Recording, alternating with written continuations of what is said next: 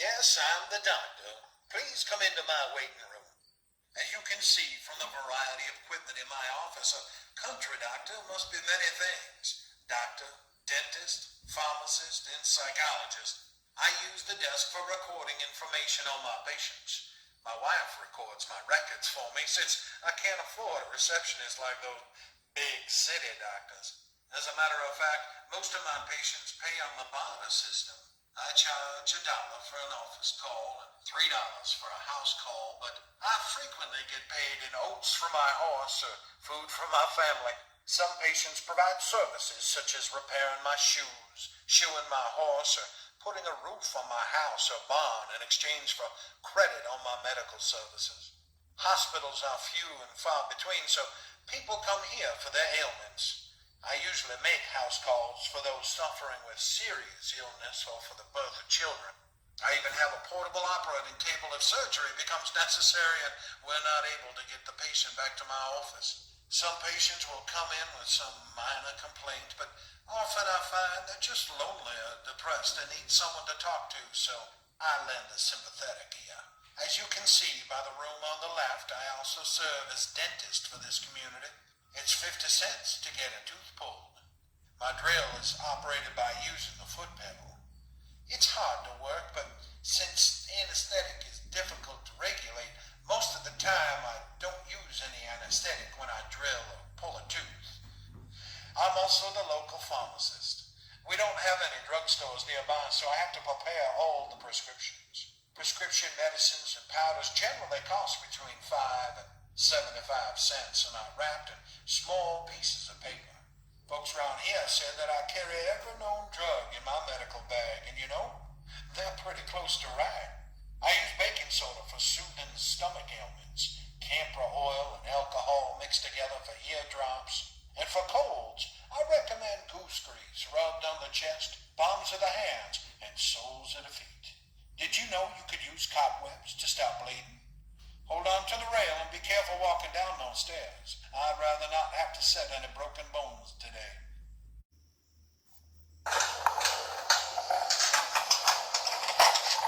Oh, good day. Glad you could stop at the print shop on your way through town. I'm the owner who can help you with anything you wish to print. Or you can take a look at the books we have available. I can show you some of my favorites if you'd like. Why, I remember the curious awe I felt when I first stepped inside a print shop. As a dedicated apprentice, I was able to learn the art of the trade, and now I am able to run my own print shop. Printing begins with a handwritten manuscript that must be set in type. Each piece of needed type is placed in the composing stick from right to left, so when printed, it will read correctly from left to right. As an experienced printer, I can set over 1,000 pieces of type in an hour. Right now, I'm working on the next edition of our village's weekly newspaper, but I also print awards of merit for the use of school teachers, legal forms for lawyers, and of course advertisements and public notices. My shop includes a Chandler and Price hand-fed press and a smaller Kelsey and Company press, perfect for public notices and personal correspondence. Once you get to know your way around my shop, you can print hundreds of pieces per hour. Printers owe much credit to J. Edward Hamilton of Two Rivers. He founded the original Hamilton factory, called J.E. Hamilton Hollywood Type Company. It all started when Lyman Nash, editor of the Two Rivers Chronicle, needed large decorative type to print posters for a grand ball at Turner Hall. With no time to order new type from Chicago, he asked Hamilton if he could make the type. Hamilton took the sketch of the type that Nash wanted and cut the type with his foot-powered scroll saw on his mother's back porch, and mounted the letters on another block of wood. Then he sandpapered and polished the surface. It printed so well that Hamilton made up a few samples and sent them to nearby printers, including my shop. Well, thanks for stopping. Come back and see us again soon.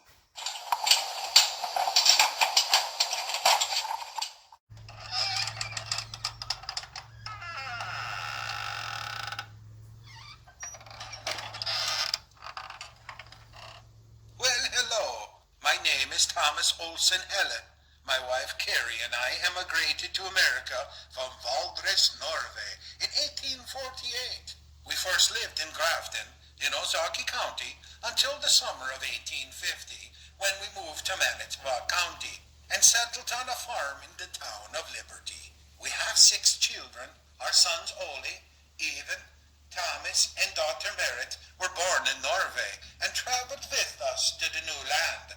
Our daughter Sigrid was born while we lived in Grafton. Only our son Knut was born in this house. Arriving late in the year, we were not able to complete the house before winter, so I made a lean-to by using one wall of our unfinished home, putting up poles, and then covering them with canvas to make additional room for our family. We spent our first winter in Liberty in that lean-to. The house was completed the following year. You will notice that most of our furnishings are made from wood. When we came to this country, we were only allowed to bring 10 trunks on the ship. 10 trunks for all of our belongings. We tried not to bring anything with us that would be able to make ourselves in our new homeland. Wood was plentiful here, so we made things including furniture, dishes and flatware, a washboard, shoes, and a special grooved rolling pin for making lefse, a traditional Norwegian pastry. We Norwegians take a great deal of pride in our craftsmanship, and I used all my skill in building this home. The logs have dovetail corners which hold the building together without nails. When I built this house, I fitted the logs so perfectly that mortar was not required to fill the openings between the timbers. It was only in the restructuring of my house, when it was moved here to Pinecrest Historical Village, that mortar was added. The open fireplace is the source of heat and light for our home, as well as a means of cooking, baking, and heating water for washing and bathing. The large cast iron pot stove is used to make the lye soap that we use for washing both us and our clothes. We are fortunate to have a pump and are no longer required to carry water from the nearby pond. Please proceed across the road to my neighbor, Joseph Kuhn's house. Hello, I am Joseph Kunze II. I was born in 1820 near the city of Reichenberg, province of Bohemia, in the Empire of Austria. I am a mason by trade and emigrated to America in 1855. Arriving in New York, I, like many German and Austrian immigrants, set out for Wisconsin, where I was able to purchase 30 acres of land for a price of $200. My journey has been difficult. My first wife passed away in 1858. I married again in 1860. My second wife, Christina, and I had 4 daughters. 2 died as children, but our twins, Martha and Bertha, lived to adulthood. My house was built between 1855 and 1860. Since trees were plentiful on my land, I built the house with logs and chinked them with a mortar-like mixture of limestone and sand. The corners are square, dovetail notched in the old world style. The first floor of my house has a small pantry with a dry sink, living area, and bedroom. There are no stores nearby, so my wife and daughters use a spinning wheel, weaving loom, and sewing machine to create all of the clothing, rugs, and other cloth items we require. The wood-burning stove is used for cooking our meals and is the only source of heat for the house. To the left is our bedroom. Our beds are supported by ropes which are tightened with a bed wrench. Did you know the phrase "sleep tight" is taken from this need to tighten the bed ropes? The bedroom wall hangings are in German. One lists the 10 Commandments, and the second is the Lord's Prayer. The third is translated, "Where there is faith, there is love. Where there is love, there is peace. Peace, that is a blessing. Where there is a blessing, there is God. With God, there is no need." I used my skills as a mason to build my home with a cellar in which garden produce is stored for winter use. The small log building outside is a smokehouse, which is used to preserve meats. Hickory or maple wood is used for smoking the meat, and great care is taken to keep a slow fire going continuously. Please follow the path to your left and stop at our final home, the Olsen House.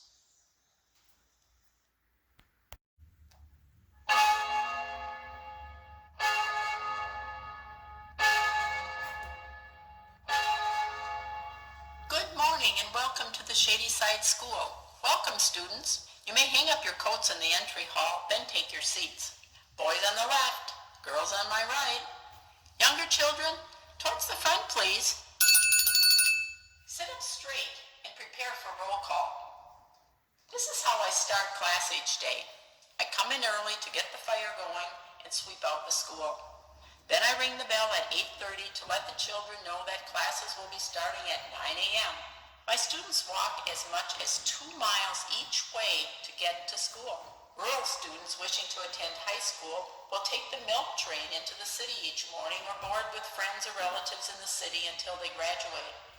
Often the students in my class will finish just the basic studies, and then they are expected to help support their families by taking a job or helping to run the family farm. This school was built in 1872 and was given the name Shadyside because of the many box elder trees that originally shaded the schoolyard. I teach about 25 children. Students are separated into A, B, C, or D division, not number class levels. It is a challenge to conduct all of my classes in just one room. I teach about 40 different classes, each approximately 10 minutes in length. The older children do help me by assisting the younger children with their studies. I teach the 3 R's, reading, writing, and arithmetic. Did you know the 3 R's were originally reading, writing, and religion? Arithmetic came later. I also teach geography, spelling, language, and music. During geography class, I often use the globe you see suspended from the ceiling. It is on a pulley system, so I am able to lower it during class and lift it out of the way when I move on to the next lesson. I also teach a 4th reader class, but most students fail to get as far as 4th reader.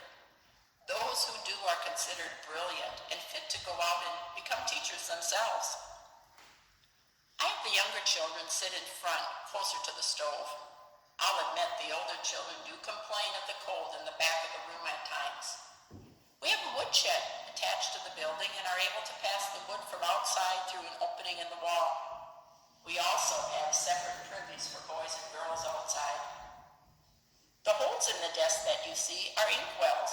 Ink is used for penmanship lessons. My students also use their slate and chalk, which are much less expensive than paper and pens. Our school has 2 terms. They are scheduled so they do not conflict with planting and harvest times when the children are needed at home. The winter term begins the day after Thanksgiving and lasts between 12 and 16 weeks. The summer term begins May 1st and is 8 weeks long. This will be my last year teaching as I will be getting married this spring. Married women are not allowed to continue teaching but are expected to take on the job of running their husband's household. If you will, please exit the school and walk up the steps to the Niles Church.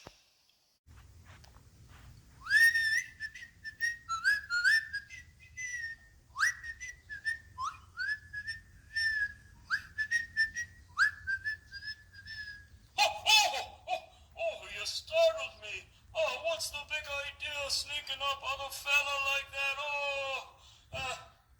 Don't mind me. I'm just here sweeping up the dance floor after last weekend's big dance. Those kids, they sure can make a mess. And I'm afraid you young folks will have to wait till Friday night for the next big dance. Probably anxious to see if that young lady or fella from church will be here. What do you think of our dance hall? She sure is a beauty. This hall was built around 1897 by Joseph Nennig in the Manitowoc County town of Cleveland. It's home to all kinds of dances, picnics, and community gatherings here at Pinecrest. You won't see too many buildings like this one. First, notice the shape. Go ahead, count the walls. 1, 2, 3, 4, 5, 6, 7, 8. 8 walls. That makes it an octagon. Also, take a look up at the center of the ceiling. That's called a King's Post Pendant Truss. That holds up the ceiling and the roof without using any posts. Kinda looks like the underside of an umbrella if you ask me, but it's there for a good reason. Imagine waltzing across the floor with your sweetheart and then the maple floors you're standing on aren't just for looks. See, it's built to have a little bounce to it, and it'll help with a spring in your step. Go ahead, give it a try, Twinkle Toes. I'll save a dance for you.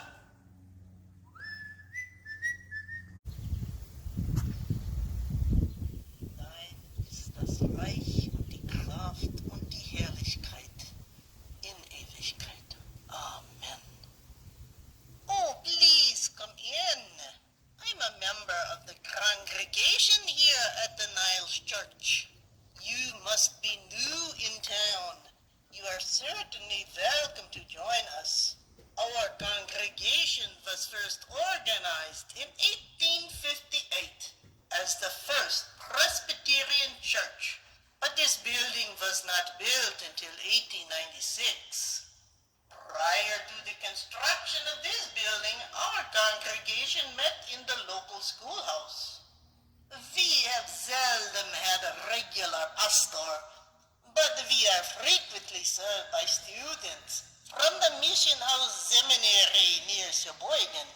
When we are without a pastor, we continue to meet together to play hymns on the pop organ, to sing and worship. We celebrate together at each baptism and marriage, and we mourn at each funeral. The church is a very important part of our community life. Early Sunday morning, families hitch up their buggies and travel to the church. For many farm families, it is the only time during the week when they see people other than the members of their own families. Businesses are closed and morning worship service is followed by a fellowship meal. This is the time for young men to go courting, yes, and children to visit with friends, and for adults to catch up on the news and happenings of the world. We are quite proud of our church. We have a beautiful carved lectern on the baptismal font.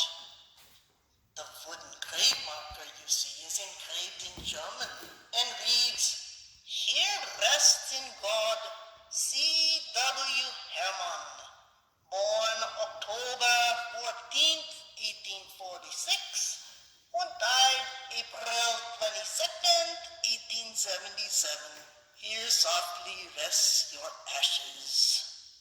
The sign above it on the wall is also in German and is a quote from the Bible, the last verse in the Gospel of Matthew.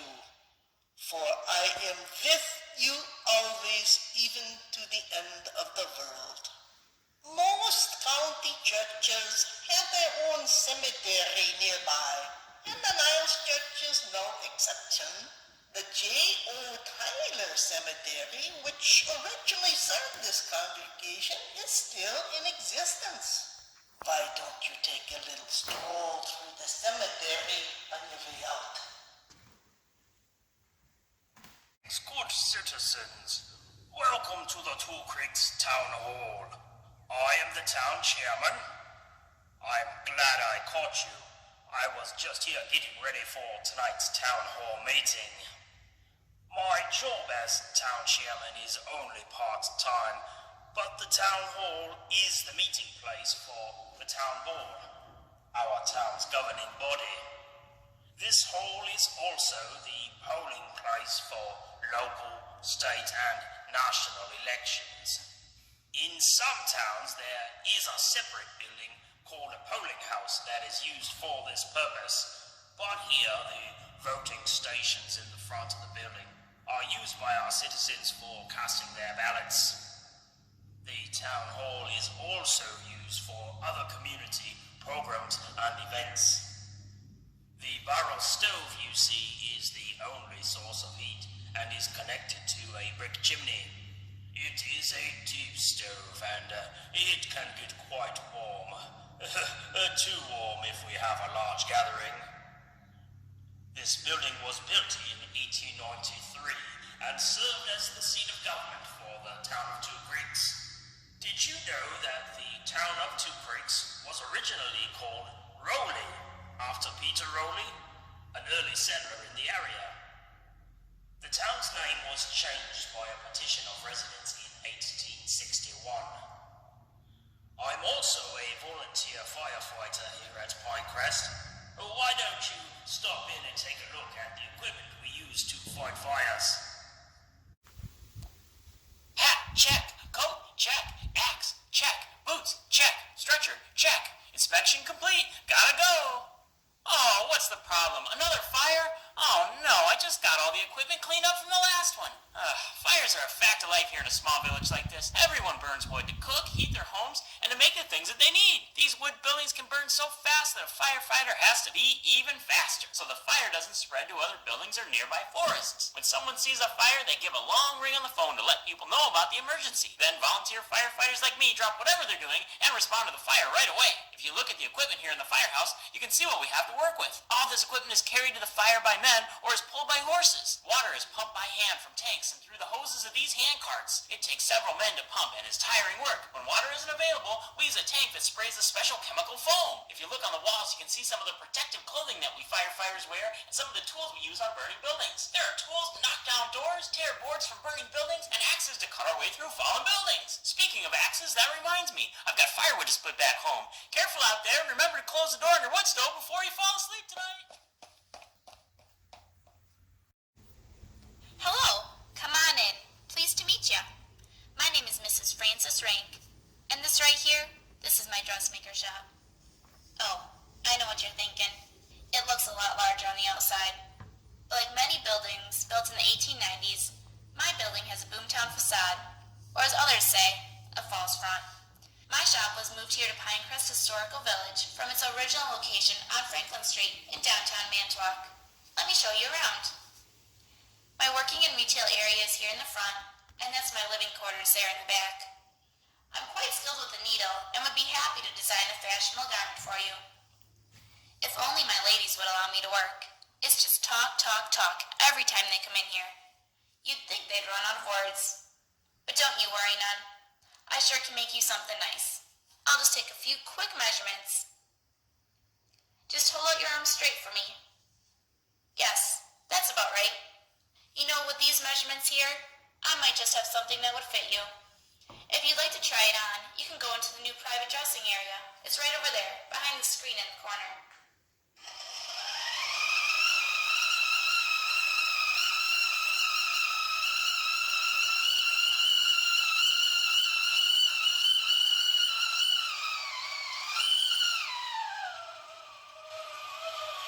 Oh, how about a cup of tea? No? Oh, very well. If you look over by my front window, you can see my chair and lace maker.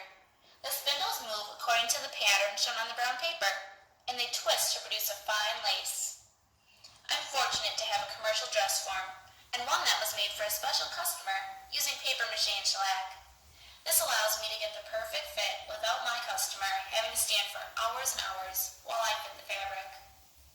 Over in my parlor, there's a velvet fainting couch, my desk, or properly named the secretary, and the stove.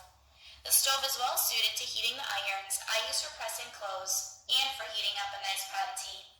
If you change your mind about those measurements, be sure to come by anytime. Have a good day now. Do come again.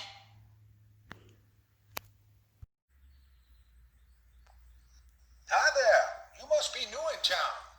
Ever since the railroad came through, business has really picked up. Come on in, take a look around. I'm the storekeeper for the village general store. I offer credit, but you'll need to get a letter of approval from the local bank next door.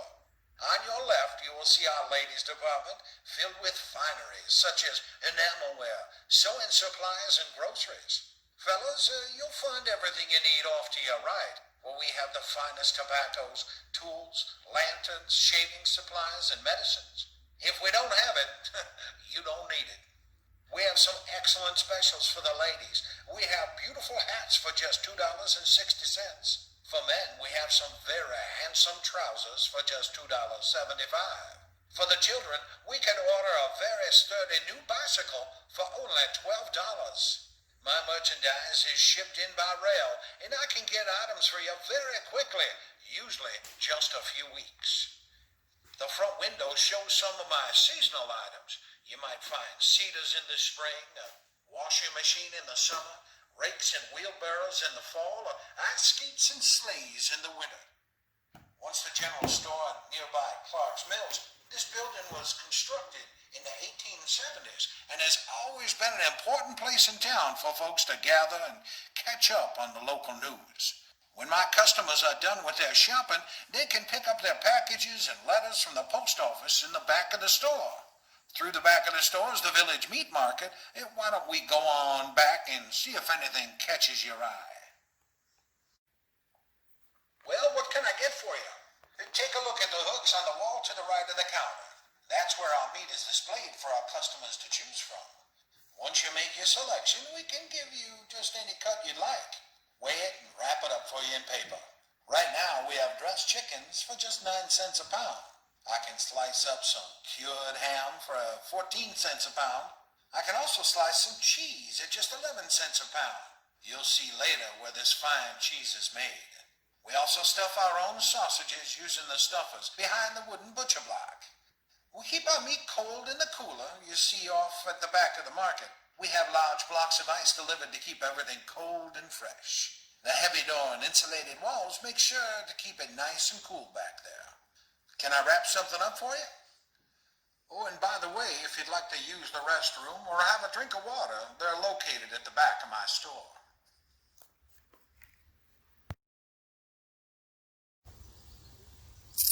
$97, $98, $99, $1.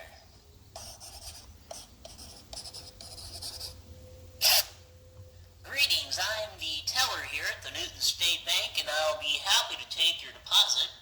Or if you don't have a deposit today, I'll be happy just to tell you a little bit about our fine establishment.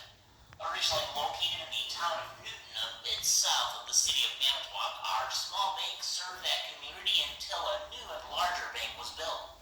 Did you know that before 1853, banks were illegal in the state of Wisconsin? The first bank was the Wisconsin Marine and Fire Insurance Company, which not only sold fire insurance, but also accepted money for deposit and loaned money as a bank does. By 1859, 108 banks were operating in Wisconsin. While our little bank may not seem very secure by today's standards, it was robbed only once in its 21 years of operation. The robbers made off with $4,000 by removing a storm window to gain entry to the building. They then placed black paper over the windows to prevent the light from their cutting torches from showing outside. They cut a small hole through the thick wall of the safe using milk cans of water to cool the safe and to keep the currency from burning as the opening was enlarged. Tire tracks were found in a nearby field the next day, indicating that an automobile had been stuck in the ditch. Muddy footprints were found in the bank building and led to where the car had been stuck. The robbers were never apprehended, but I've got my suspicions. Now I hope you don't go getting any ideas. There's no future in bank robbing, I can assure you. And I also hope that you won't go hiding your money in your mattress or burying it in a milk can. I assure you, your money is safe with us. You'll notice that our new safe has a barrel shape. It has no square corners, which would make it weaker at the seams. The round shape makes it almost impervious to dynamite. The weight also makes the safe nearly impossible to move. Any attempt to roll it across the floor would surely cause it to break through the floorboards, as there's a concrete base underneath the floor that supports the safe. Also, take a look at our adding machine. We have a brand automatic cashier, which will give you exact change at the push of a button. The other items on the counter behind the teller's cage are a check writer and a check canceller. display case, you'll see our collection of mechanical and savings banks. Jonah and the Whale is my personal favorite. Please stop back in at your convenience to open an account. We're here every Tuesday to Friday from 9 to 10:30, and then again from noon to 1 o'clock. They don't call them banker's hours for nothing. 1, 2, 3, 4.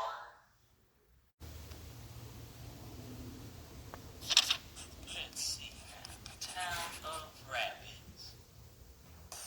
Section 12. Hello and welcome to the busiest office in the entire village.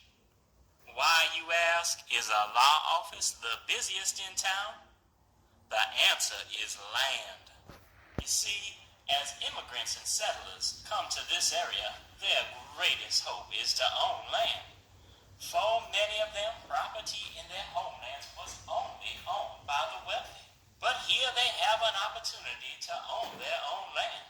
And since the purchase of land requires the drawing up of legal papers to transfer ownership, it is quite common that lawyers, like myself, handle these transactions.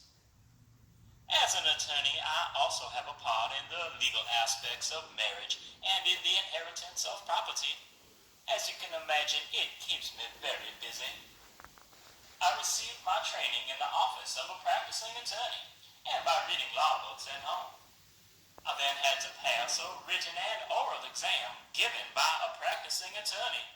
But when I passed, I was admitted to the bar.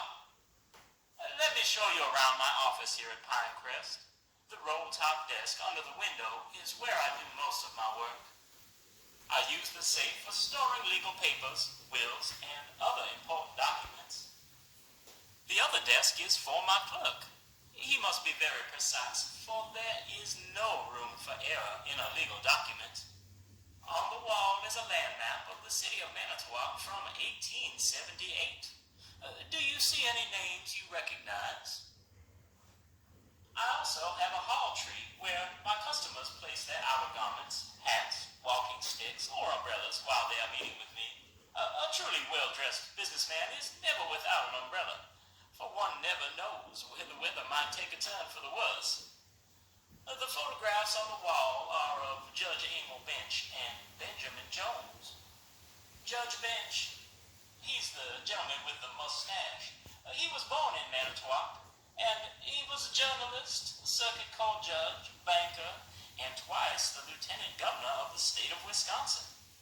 He was also the first president of the Manitowoc County Historical Society.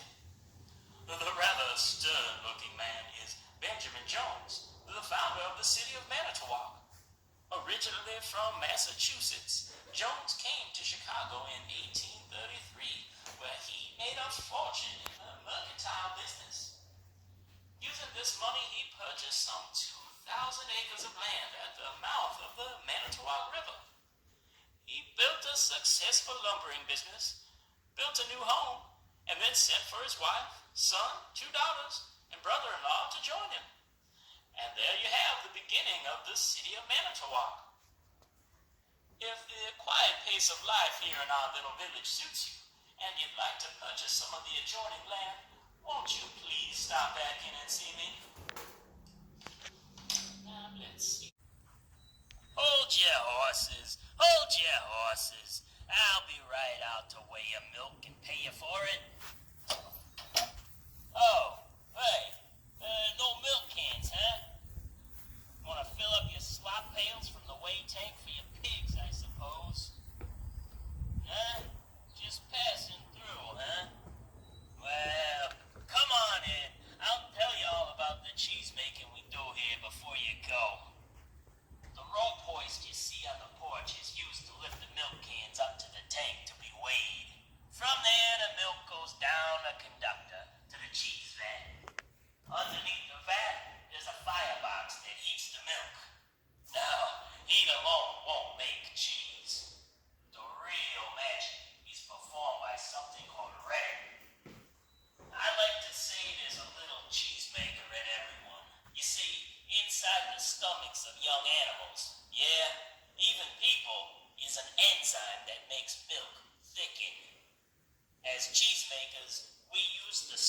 of baby calves to extract these enzymes to help us make our cheese. As the rennet is added to the heated milk, it thickens into curds, which are then cut into small cubes. The liquid whey is drained and the curds are mixed with salt. At this time, the curds are put into a wooden hoop and pressed overnight in that press you see along the wall. Well, the next day, I'll take the cheese out of the hoops, rinse it, and place it in the cooling room. Then the whole thing takes about 9 to 10 hours. If you walk back towards the cooling room, you'll see some butter and ice cream makers that we use in addition to making our cheese.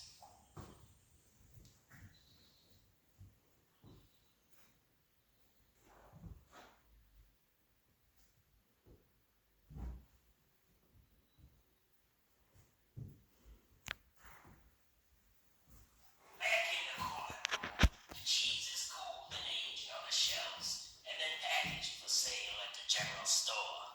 All right, get out of here already. I got work to do.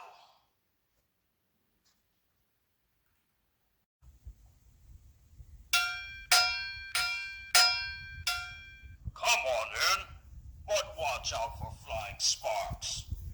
What can I make for you today? I repair buggies, wagons, cutters, and sleighs. I make horse, oxen, mule, and swamp shoes. My personal specialty is making buggy and wagon wheels. A blacksmith is a real craftsman. They have to serve as their own designer, metal fabricator, and draftsman. It's much more than just making horseshoes. As you look around my shop, you'll notice the standard tools of my trade. First off, there's the forge. It's used to heat the iron so it softens and can be hammered into shape. I use a special kind of coal and pump the bellows to force air into the fire pot. This makes the coal burn hot and gives me the heat needed to shape the metal. Next, there's my anvil. The heated iron is laid on the anvil, and I use hammers to pound it into shape. Tongs are used to hold iron while it is being hammered. You'll notice there's also a water pump outside. The water is used to cool the hot irons and to help set the iron over wooden wheels.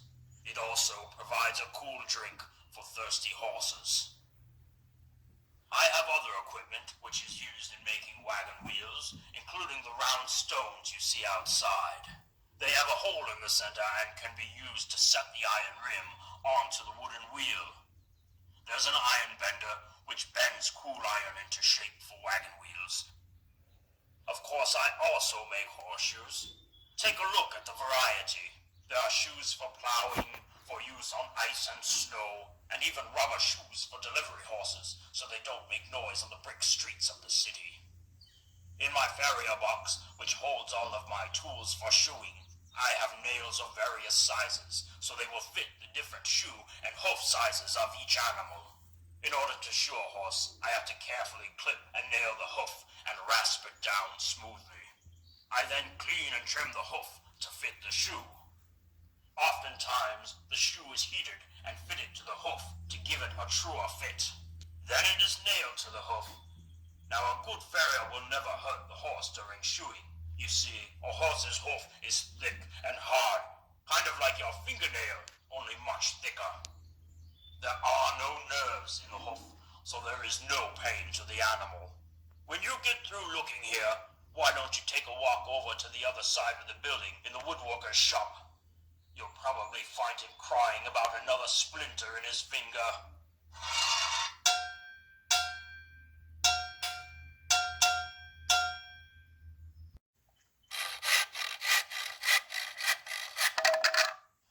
Well, I see that blowhard next door sent you over. I'll bet your ears are still ringing from all that racket he makes. All that soot, smoke, and noise just to bend a little piece of iron. If you want to see a real craftsman at work, take a look at my woodworking shop. Well, that cantankerous old Smithy and I like to tease each other, but we're actually good friends and often work together on projects here in the village. Vehicles like wagons, farm implements, and tools often have both metal and wooden pieces. I've got all the tools of the trade. A jigsaw for detailed cuts, a miter saw for angled cuts, and a drill press. You name it. I spin a lot of wood on my lathe to make wagon spokes, spindles, and handles. I also use a special wooden bench called a schnitzel bunk to hold smaller pieces as I carve them. I keep a tool chest packed and ready to go for work that I have to do outside of the shop. I may be called out at any time to help frame a barn, build a set of stairs, or make new cabinets in a home or business. Some of my best work, sadly, is making coffins. A few samples are set out for you to look at, 'cause one never does know. Why, during the typhoid fever breakout a few years back, this is all I worked on for 6 months straight. No matter the end result, taking a piece of wood and creating something useful and beautiful is my delight. I don't let anything go to waste. Even the tiny scraps and sawdust are used to fire up my wood stove. Well, I don't have all day to sit around and chew the fat. It's time for some sawdust to fly.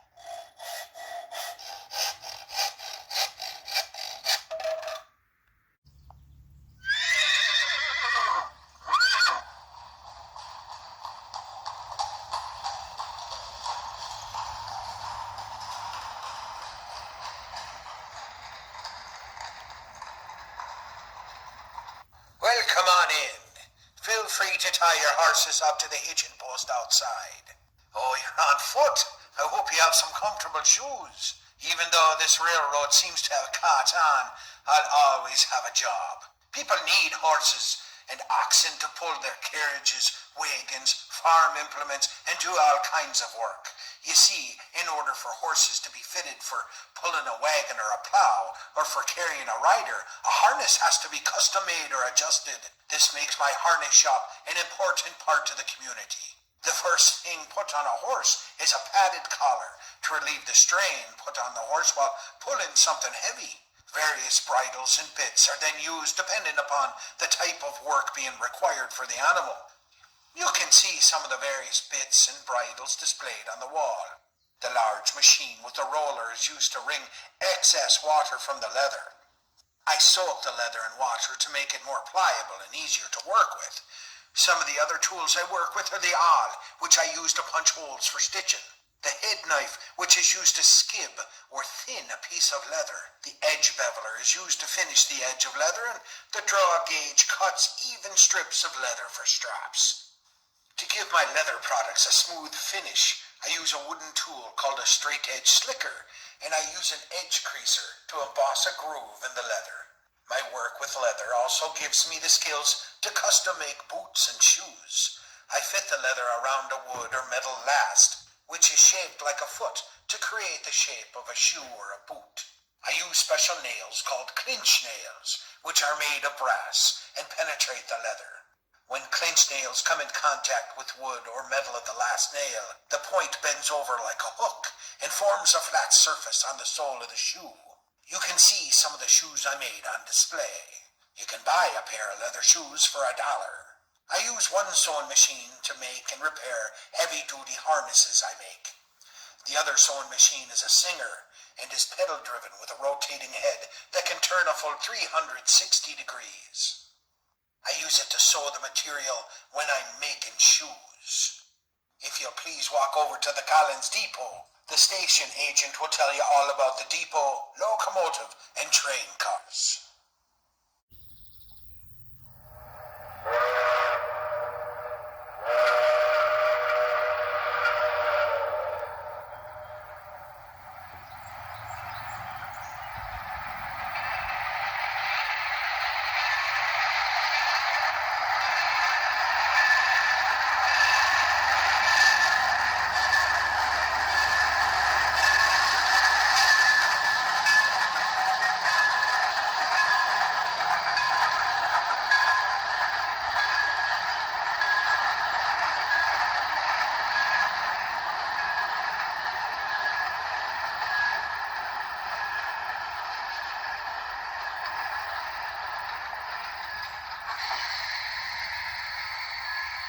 This is locomotive 321, steam engine, built by Rhode Island Locomotive Works in 1887. Isn't she a beauty? Please do not climb on the engine, tender or flat car. It's the job of the engineer to start and stop the train and make sure the tracks are clear of other trains, livestock, and people. At intersections where the trains cross roads, he is the one who blows the whistle to alert people that the train is coming. They should wait until it passes before crossing the tracks. He will blow 2 longs, a short, and 1 more long blast of the whistle. The engineer and the fireman ride the cab of the engine. It is the job of the fireman to keep a hot fire in the firebox. This makes steam from the water. The steam powers the cylinders on each side of the driving wheels. The water and coal is kept in the tender behind the locomotive.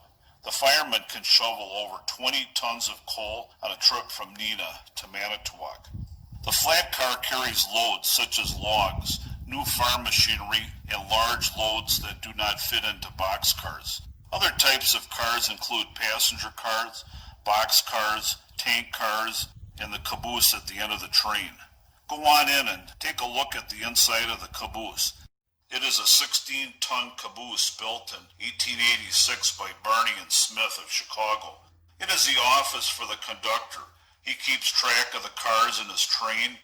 He rides in the cupola at the top of the caboose. He can watch for problems on the train, like a hot bearing or a shifted load. The caboose is the home for the crew while on the road. There is a stove, toilet, ice box, and bedding for sleeping. The caboose is painted red to make it easier to see and safer for the crew.